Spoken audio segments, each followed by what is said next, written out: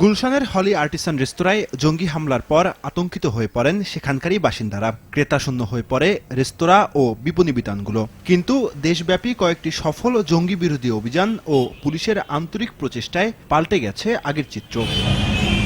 গুলশানের যে ঘটনাটা ঘটেছিল তারপর থেকে এখন গুলশান এলাকা শান্ত, সেই আতঙ্ক এখন আর নাই, কেটে গেছে। এটা শিথিল হয়ে আসছে।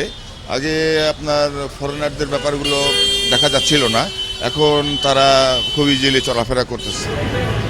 গুলশানের প্রবেশ পথগুলোতে ঢুকতে পার হতে হচ্ছে কয়েকটি চেকপোস্ট।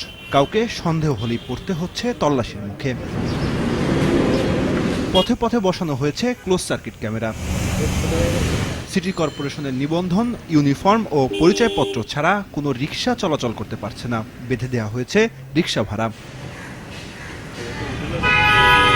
সব ধরনের বাস সার্ভিস বন্ধ করে সিটি কর্পোরেশনের পক্ষ থেকে নামানো হয়েছে নতুন বাস। ভালো, কিন্তু জ্যামটা বেশি থাকে। গাড়িটা হওয়াতে তো আমাদের অনেক উপকার হয়েছে, আমরা সুন্দরভাবে যাতায়াত করতে পারতেছি। এদিকে বিদেশি খাবারের রেস্তোরাঁগুলো স্বাভাবিক অবস্থায় ফিরলেও এখনো আগের অবস্থায় ফেরেনি দেশি খাবারের রেস্তোরাঁগুলো। সরকার থেকে যদি আশ্বস্ত করা যায় সেখানকার নিরাপত্তা ব্যবস্থা, তাহলে আমি মনে করি ব্যবসা স্বাভাবিক অবস্থায় ফিরে আসবে। ডিপ্লোমেট ওরিয়েন্টেশন চাকরি জব করেন, তাদের উপরে নিষেধাজ্ঞা থাকার ফলে বিদেশিদের আগমন অনেক কমে গেছে।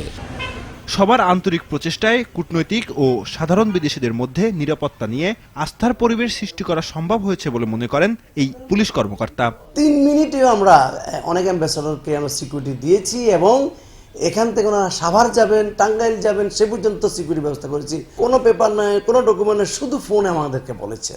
তো আমরা সর্বোচ্চ গুরুত্ব দিয়ে সর্বোচ্চ পেশাদারিত্ব নিয়েই এই কাজটা আমরা করছি।